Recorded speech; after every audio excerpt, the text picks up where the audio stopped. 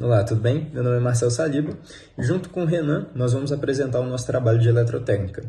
Bom, primeiramente eu vou explorar alguns conceitos bastante importantes para esse trabalho. Então eu vou começar falando sobre demanda contratada, demanda de ultrapassagem, demanda medida, demanda ativa, demanda reativa, consumo ativo e consumo reativo. Bom, primeiramente, vamos falar sobre a demanda elétrica. A demanda é a quantidade de energia elétrica que uma instalação utiliza em um determinado momento. Existem três tipos principais de demanda: a contratada, a de ultrapassagem e a medida. A demanda contratada é a quantidade de energia que uma empresa ou residência concorda em utilizar, conforme estipulado previamente com a fornecedora de energia.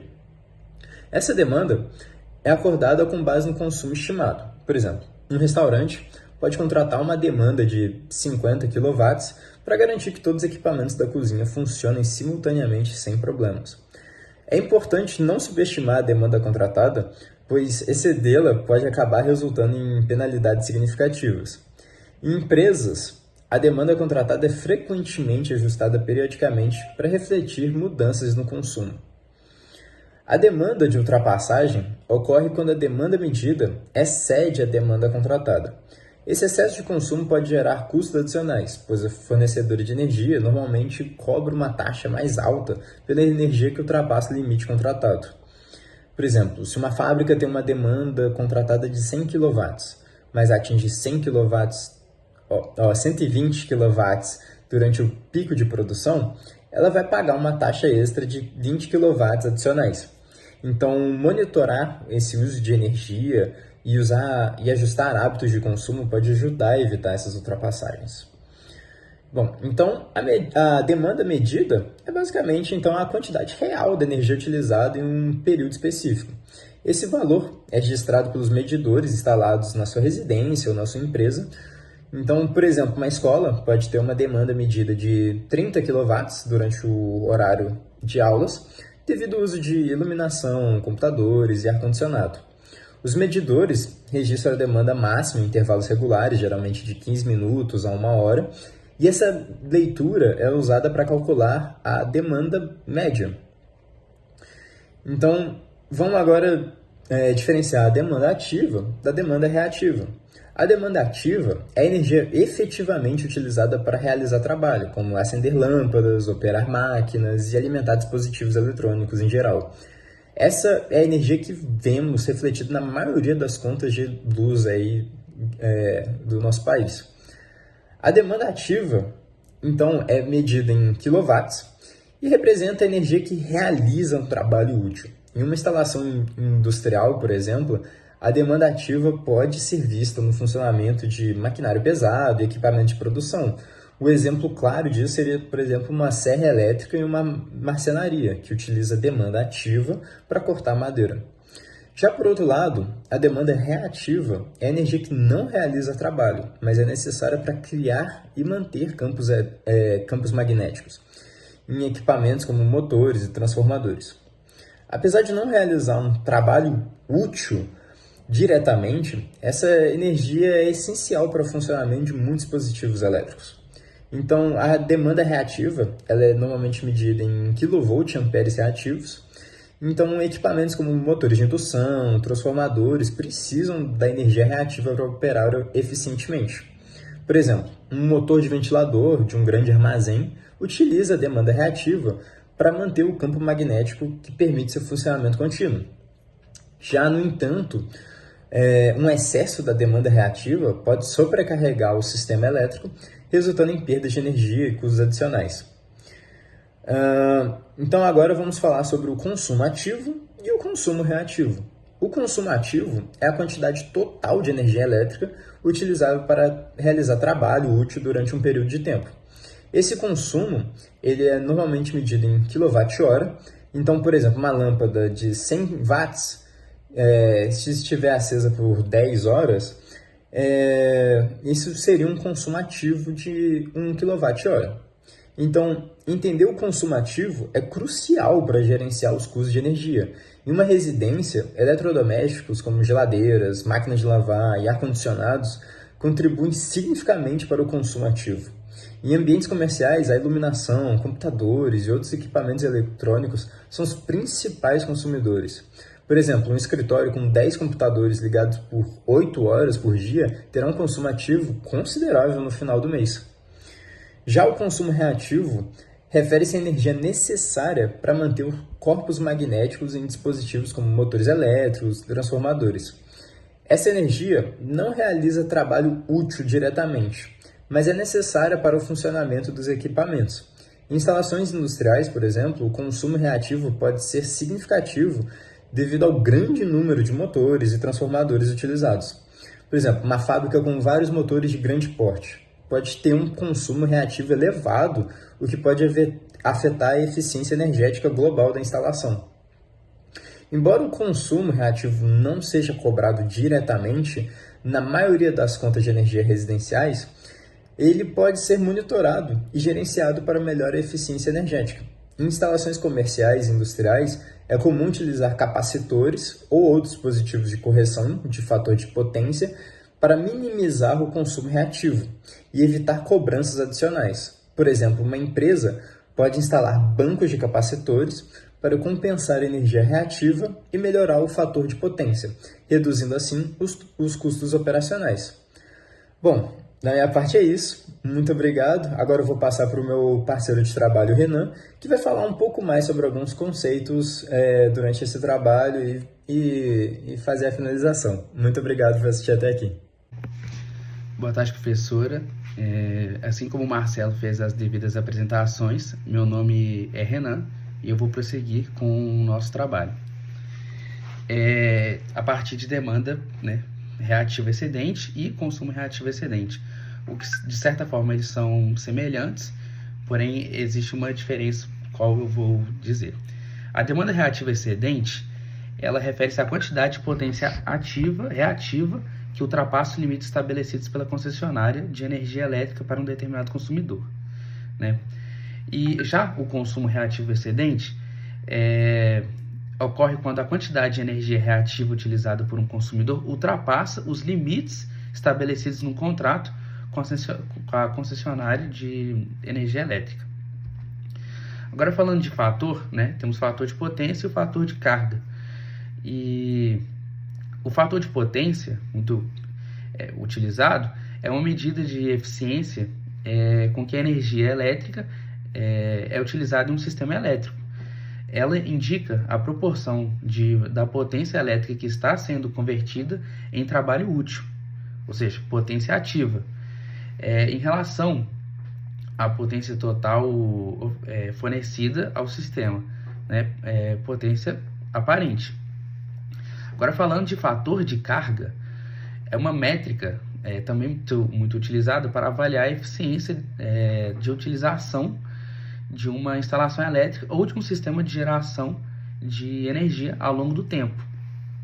Ele representa a relação entre a carga média consumida durante um período específico e a carga máxima registrada durante o mesmo período.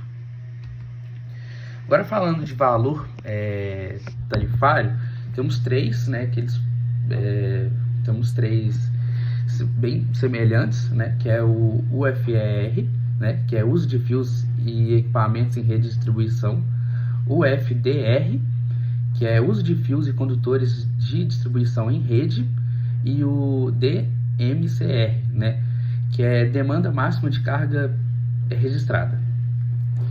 Falando do UFR, é o valor tarifário aplicável ao uso dos fios e equipamentos em rede de distribuição de energia elétrica. Essa tarifa cobre os custos relacionados ao uso e à manutenção dos equipamentos, né? Agora, o FDR refere-se à tarifa cobrada pelo uso de infraestrutura de distribuição de energia elétrica. É uma tarifa aplicada para cobrir os custos operacionais e de manutenção associados ao transporte de energia elétrica através de uma redistribuição até o consumidor final, né? Agora, falando de DMR, né, demanda máxima de carga registrada, refere-se ao valor, assim como propriamente dito, né, refere-se ao valor máximo de demanda de energia elétrica registrada por um consumidor durante um período específico de tempo, né? É usado para calcular a parte de tarifa de energia que é baseada na capacidade máxima requerida por um consumidor em um determinado intervalo de tempo. Agora vamos falar a respeito dos consumidores, quem usufrui dessa energia. No grupo de consumidores existem diversos, né, vários públicos, tanto os que consomem mais energia para os que consomem menos, né. Eu vou listar só alguns deles, né, que no caso é o residencial, que utiliza energia elétrica em residências para iluminação, eletrodomésticos, e geralmente tem um consumo mais baixo em relação aos outros, né, no qual vou prosseguir.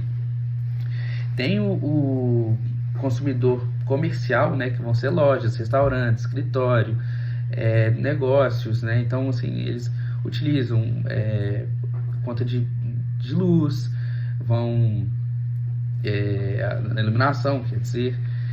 Além disso, temos, por exemplo, em escritórios muito comum o uso de ar-condicionados, né? Então, tem uma tendência a ter o uso comercial, ele tem uma tendência a ser um pouco maior, né? Claro que varia de comércio para comércio. E agora o industrial. As indústrias que consomem energia para equipamentos pesados, processos de produção, e geralmente tem um consumo mais elevado. Além disso, temos o rural, né, consumidores para áreas rurais, tanto parte de energia, atividades agrícolas, pecuária, ou então residências rurais, que também tem um consumo elevado, né. E além disso, temos também, não podemos deixar de fora, o poder público, né, as instalações governamentais, serviços públicos como hospitais, escolas, né, que no qual fazem uso, por exemplo, o hospital não pode deixar a energia cair, né, então tem que estar sempre funcionando, costuma ter uma energia um pouco mais alta, né, e além de hospitais, escolas, tem serviço de emergência, infraestrutura, né, ok. Agora vamos aos 3 tipos de tarifas, né, a estrutura tarifa convencional, né, a tarifa orossazonal verde, tarifa orossazonal azul, né. O modelo padrão de tarifa de energia elétrica é a estrutura tarifária convencional, propriamente dito, onde o consumo é cobrado com base em uma taxa fixa ou mínima e uma taxa variável conforme a quantidade de energia consumida, né, no qual eu vou aprofundar isso no próximo slide, né. A tarifa orossazonal verde é caracterizada pela variação dos preços de energia ao longo do dia e ao longo do ano, com diferenças valores para horários de picos, intermediários e fora de ponta, né. Falando de tarifa orossazonal azul, é similar à verde, mas ela tem uma ênfase, né, digamos assim, na sustentabilidade, né, porque a pessoa que faz uso de energias renováveis, elas ganham alguns descontos, né. As pessoas elas costumam fazer isso para incentivar as pessoas a fazerem uso de energia renovável, né. E isso pode incluir incentivos para consumidores que utilizam energia limpa, que têm práticas de consumo sustentáveis. Agora vamos falar de bandeiras tarifárias, né. É um sistema utilizado no Brasil para indicar a condição de geração de energia elétrica no país, né. E nele constamos 3, no qual é o verde, amarelo e vermelho. Condições favoráveis de geração de energia sem custo adicional. Esse é o verde, né, porque no qual não vai ocorrer um custo adicional. Já o amarelo são condições de gerações menos favoráveis, com custo adicional na conta de energia, né. Então, assim, tanto a verde, a amarela e a vermelha, elas variam conforme o consumidor, né. Então, assim, a vermelha são condições mais críticas de geração com custo adicional mais elevado na conta de energia. Então ela varia de consumidor para consumidor, né? Então, assim, em condições boas vai fazer a utilização verde, consumidor amarelo, então seria o intermediário, vermelho no qual, né, o estado crítico. E segue abaixo, né, os cálculos realizados, né, pelo nosso grupo, no qual explica o passo a passo do que foi solicitado. Até mais, professora. Muito obrigado. Tchau.